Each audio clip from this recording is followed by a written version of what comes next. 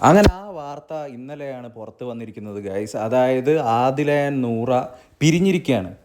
ഹൗസിൽ 96 ദിവസം അല്ലെങ്കിൽ 97 ദിവസത്തോളം ആദില നൂറ പിരിയാതെ അവർക്ക് നിൽക്കാൻ പറ്റി. ഇതൊരു പക്ഷേ മുന്നേ നടക്കുന്നതായിരുന്നു എന്ന് പലരും, പല PR ടീംസും, നമ്മൾ പല പ്രേക്ഷകരും എല്ലാവരും വിശ്വസിച്ചിരുന്നൊരു കാര്യമാണ്. ആദില മുന്നേ ഒരു 70-ാമത്തെ ദിവസമൊക്കെ ആദില നിൽക്കുക, അതിന് വേണ്ടി കളിച്ചിട്ടുള്ള ചില PR ടീംസ് ഉണ്ട് എന്നൊക്കെയാണ് അക്ബറും കൂട്ടരും കട്ടപ്പ ശൈത്യമൊക്കെ വന്നിട്ട് പറയുന്നത്. അതായത് അനുമോൾ പറഞ്ഞത്ര ശൈത്യയുടെ അടുത്ത് ഇവർ തമ്മിൽ തെറ്റിക്കണം, ഇവർക്ക് ആദിലേക്ക് വോട്ട് കൂടുതൽ കിട്ടുന്നുണ്ട്, അത് സ്പ്ലിറ്റ് ആക്കണം എന്ന് ശൈത്യയുടെ അടുത്ത് അനുമോൾ പറഞ്ഞു എന്നാണ് കട്ടപ്പ ശൈത്യ വന്നിട്ട് പറയുന്നത്.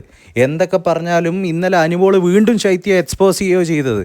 അതായത് ശൈത്യ തന്നെയാണ് ചോദിച്ചത്, എന്തെങ്കിലും പറയാനുണ്ടോ എന്ന് കുറേ വട്ടം ചോദിച്ചു.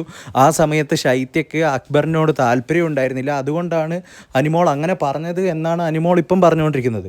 അപ്പോൾ അതിൽ കക്ഷി അനുമോളിൻ്റെ അത്രയും സംഭവം ശൈത്യയ്ക്കും ഉണ്ട്. ശൈത്യവും അതേ സംഭവത്തിൽ അത്രയും ഇൻവോൾവാണ്. എന്നിട്ടാണ് ഇപ്പം വന്നിട്ട് ശൈത്യ നാടകം കളിക്കുന്നത്. വെറും നാടകവും കട്ടപ്പയും ആണ് ശൈത്യ എന്ന് ശൈത്യയുടെ 2ാം വരവോട് കൂടിയും ശൈത്യ തെളിയിച്ചിരിക്കുകയാണ്. അതിലൊരു സംശയവും. ഇപ്പം നടന്നിരിക്കുന്ന പ്രധാന സംഭവം എന്ന് പറഞ്ഞാൽ ഇതാണ്. ഇനിയിപ്പോൾ ഈ 2 ദിവസം എന്ന് പറഞ്ഞു കഴിഞ്ഞാൽ ആദിൽ ഔട്ടായത് ഒരുപക്ഷെ നൂറയ്ക്കത് നന്നായിട്ട് വരാം. കാരണം എന്താണെന്ന് വെച്ചാൽ ആദിലേക്ക് പുറത്ത് പോയിട്ട് PR ടീംസും അല്ലെങ്കിൽ കുറച്ച് ഓൺലൈൻ സപ്പോർട്ടൊക്കെ കുറച്ച് കൂട്ടാം.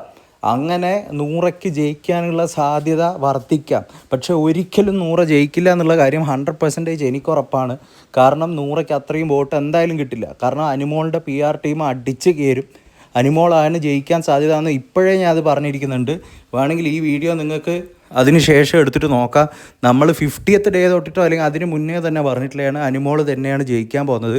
അത് ഗുഡ് ഓർ ബാഡ് എന്തോ ആയിക്കോട്ടെ, പക്ഷേ PR സപ്പോർട്ടും സാധാരണ പ്രേക്ഷകരുടെ സപ്പോർട്ടും നമ്മൾ നോക്കുകയാണെങ്കിൽ അത് അനുമോൾക്ക് തന്നെയാണ് ഏറ്റവും കൂടുതൽ. അപ്പോൾ ആ ഒരു തരത്തിൽ വെച്ചിട്ട് നോക്കുമ്പോൾ അനീഷിന് മുകളിൽ നിൽക്കും അനീഷും അനുമോളും last 3rd Akbar or Noora.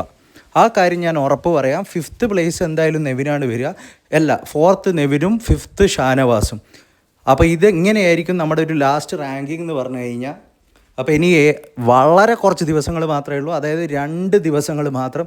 ശനി ഞായറാഴ്ച ആയിരിക്കും ഫൈനൽ എപ്പിസോഡ്, ലാലേട്ടൻ വരുന്ന എപ്പിസോഡ്. അപ്പോൾ എല്ലാ പ്രേക്ഷകരും കാത്തിരിക്കുന്നത് പോലെ ഇതായിരിക്കും സ്റ്റാറ്റസ്. അറിയാൻ താല്പര്യമുള്ളവർക്ക് ഒന്നും കൂടി കേൾക്കാം. ഇതൊക്കെയാണ് സ്റ്റാറ്റസ്. ഇതിൽ ഒരു അത്ഭുതകരമായ മാറ്റമോ വ്യത്യാസമോ ഒന്നും നടക്കാനും ഇനി പോകുന്നില്ല. ഇത്രേ നടക്കാനും പോകുന്നുള്ളൂ.